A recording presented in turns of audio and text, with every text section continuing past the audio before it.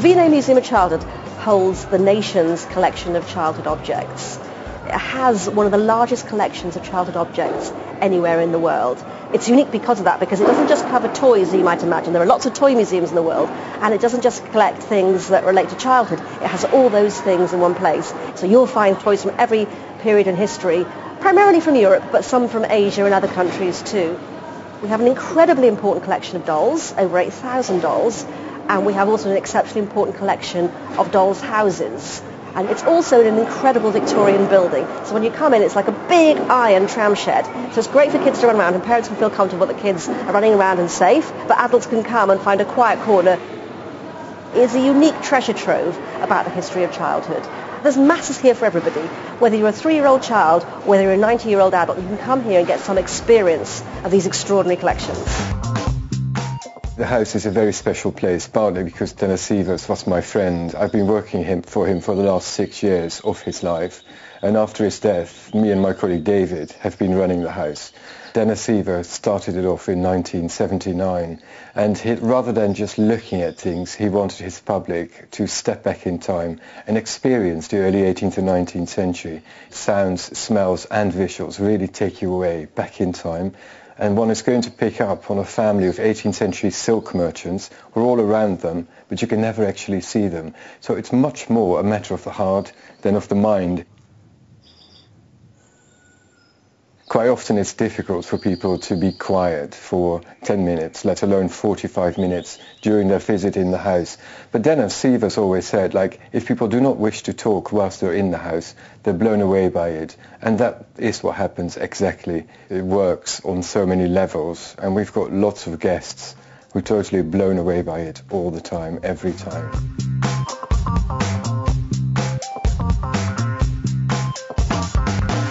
The museum tells the story of the London Hospital since its foundation, and it looks at the history of healthcare over the last 250 years. It also looks at the stories of some of the people who've worked at the hospital, people like Thomas John Barnardo of Dr. Barnardo's Homes, and Edith Cavell, nurse who was shot in the First World War. And it looks at some of the patients, the most famous ones, Joseph Merrick, the Elephant Man. Everything here has been used in the hospital or relates to the hospital, and it helps to illustrate a very vivid story. The London Hospital is just a really interesting place. First time I passed it 30 years ago, I thought, what an interesting building. It's been here on the same site since 1757, and it used to be Britain's biggest hospital. It's still one of the biggest and busiest hospitals in Britain, and it's just got such an interesting story. It's a museum you can do quite quickly. Most of our visitors think it's a really rewarding experience to come here. Whitechapel Gallery is something for everybody. It has a contemporary programme, so it's people that are interested in art essentially, but there are also more sort of modern collections on display. The Whitechapel Gallery always has something free to see, so there's always exhibition that's free entry, which makes it a place that you can just drop into. There's children's workshops, there's adult classes.